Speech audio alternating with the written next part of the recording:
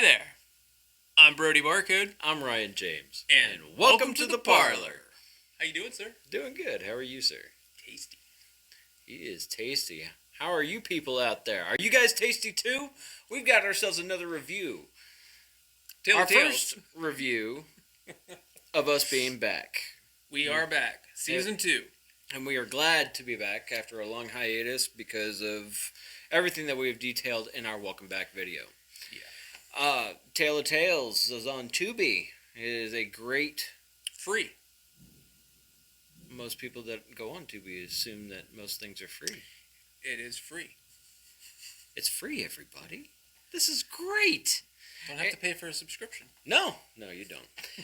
It is on Tubi, and it was starring Harley Wallen and his wife Katie Wallen. Mm-hmm. And it is a crime drama in a barely legal strip club. Not the barely legal strippers, but it's a business establishment that is barely legal. Actually, I've got a synopsis, courtesy of IMDb, that will kind of sum up, Are you going to sum up all that one page? Yeah. All right. Get that in one page for you. All right. So, Tale of Tales, the original story was by Tevis Markham, who actually, in my opinion, he gets the MVP award for this show. I really, really dig his character. I really dig his work for what he was doing. And his character, was it Rhodey, I believe? Yes, he was the Rhodey. Yeah. Or Rhodey, one of the two. And you can't miss him. He's the coming to the stage. Yeah, he was the barker of the strip club. And you could tell that he held a very high loyalty to Nick.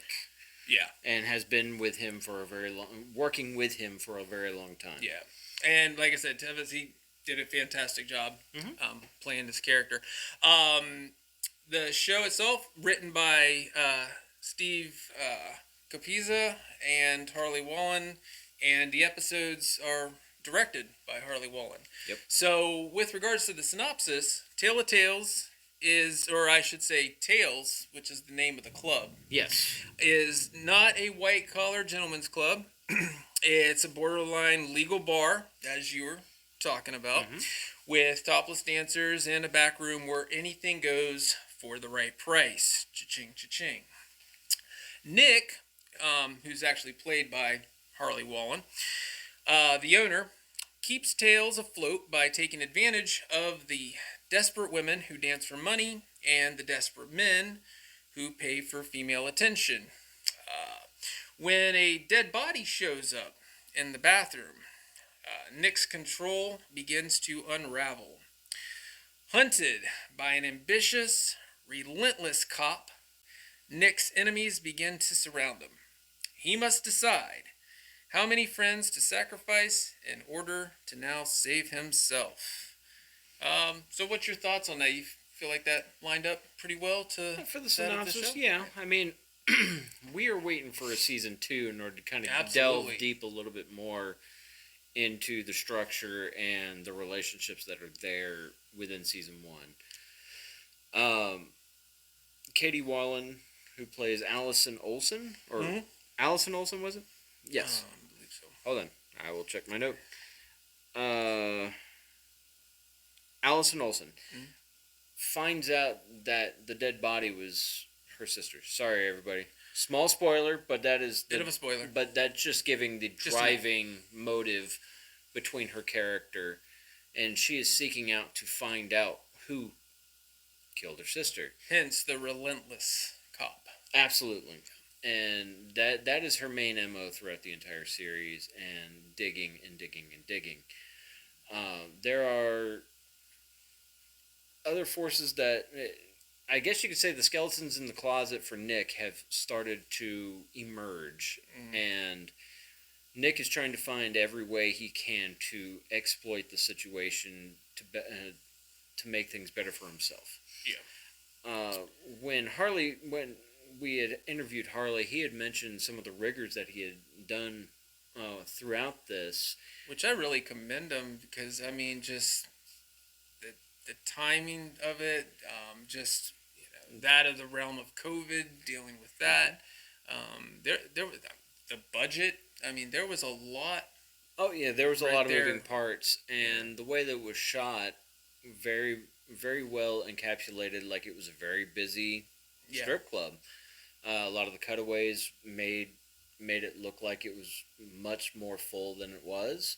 We didn't see a lot of the faces of the patrons, but that was strategically shot in order to help drive the story and not really focus on like dealing with the crowds while shooting during COVID.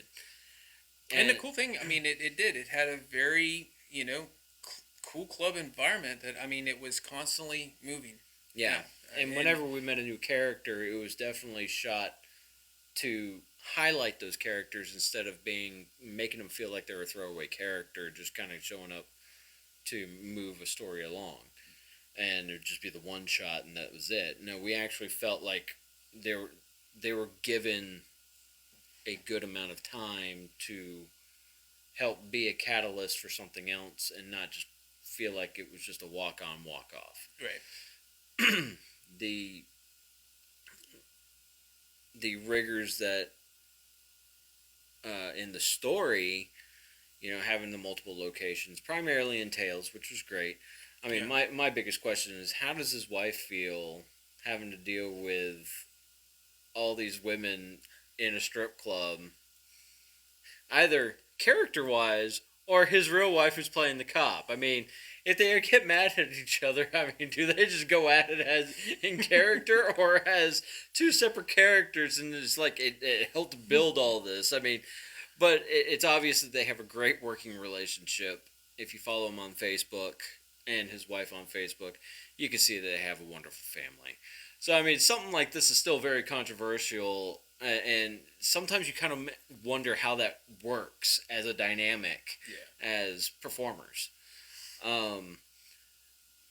So that's one thing that happens in the back of my mind and makes me chuckle, but I mean that shows professionalism and understanding simulations of things and suggestions can actually be a bigger power than actually showing a lot of the stuff that goes on in TV nowadays, which I really commend them on in those choices. The deep-seated aspects of how far Nick has got his grimy mitts into everybody, into the lawyer and into the police departments as well. He's swimming in quicksand. He really is. Yeah. Tevis playing Rhodey or the Rhodey. It's kind of hard to tell because I mean it seems like he's traveled with Nick on multiple occasions. The character itself, you can tell he's a manager and he upholds a lot of things, and he actually has a great care for the girls out there, unless it's something that is like, hey, I really need you to go on, I need you to do this, or hey, what can I help with? It was a really cool dynamic in seeing and how there's two different sides of the coin in this. Mm-hmm. I mean, we all have friends that kind of I wouldn't say trail along, but have been with us through thick and thin. And sometimes you're heading up something big, and they're there. They're protecting everything. Sometimes they don't know why, but they're loyal, and showing the loyalty is another big thing. Yeah, and definitely as the episodes progress, there's bits to it where it almost begins to feel kind of like a Sons of Anarchy coming into play. Yeah. Towards the end of the season, and basically where I was coming from saying that was that of where Tevis, steps in, or I should say Rhodey steps in, mm-hmm. As far as that loyalty to Nick, right. Where we, begin to see this, confrontations with these other groups. Mm-hmm. So yeah, I really enjoyed this show, man. It was very really compelling, and it did not feel like a chore to watch. It was actually very smooth. You just kind of keep hitting play or just let it go through, and you don't feel like it's very here. Yeah. It feels like a cohesive story. Yeah, it's one nice note. It really is, and I mean, as far as it was only 10 episodes. I don't think it was even that. I was gonna say though, I mean, as far as the episodes, I mean, especially if you're one that enjoys binge watching shows, I mean, shit, it's a very easy one to do so. Like I said, it flows through almost like if you're just watching a lengthy broke down movie. Mm-hmm. Yeah. So. The grand total of episodes is 8. 8 episodes, yeah. And they're very easy to get through, and they're very easy to follow through, and just keep up with what's going on. Yeah, I mean, as it all comes to a close with regards to that of season 1, they've definitely got it well set up for a season 2. Yeah. And I'm really stoked for that because I mean I love the crime and the grit, absolutely. Even you got that bit of murder mystery on your hands too. Yeah. As well. I mean, even at the end of the season, we still don't know who. And no, it's still all up in the air. And this internet TV series, I mean, it falls under a category with awards. Because, I mean, it's not mainstream television. However, it has been recognized as if it were. Yeah. It's won many awards. Also, there is a particular one that is getting highlighted even more is Blanca Blanco. She shows up towards mid to late season. And she is making some traction as well. And she has starred with opposite of Edward Furlong, as well as Danny Trejo, who, if you don't know who Danny Trejo is, you really need to check him out. He plays. Just type in the word machete. Yeah, I mean, he plays some fun, crazy characters, and he also he's just a big, menacing-looking dude. But from what I hear from people that have worked with him, he is just nothing but a graceful teddy bear. I mean, he is just extremely down to earth, especially from his background. Blanca Blanco, I don't know too much about her at the moment, but I just know that she is getting a lot of good recognition based off of this role, has really jump-started her career, which is amazing. I mean, for an independent series like this, and the caliber and that it was shot and very well thought out and planned, I commend her. I also commend Tevis, Harley, Katie, and everybody that worked on it.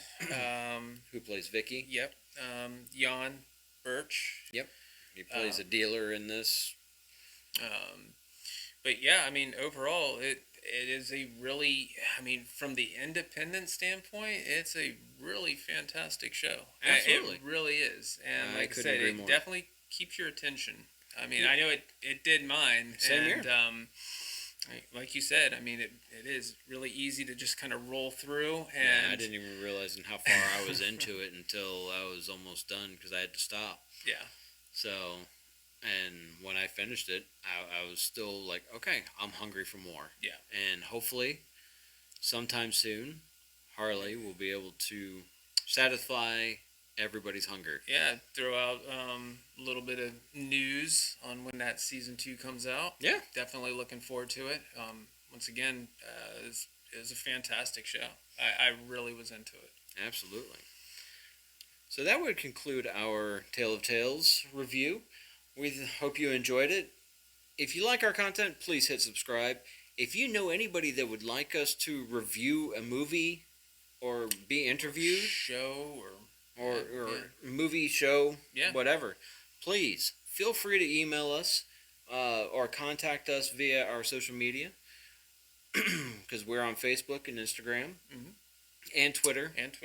So, and we've got our podcast out there on pretty much every platform. Yeah. Yep. And this will be out on our podcast platform as well. It'll be short and sweet.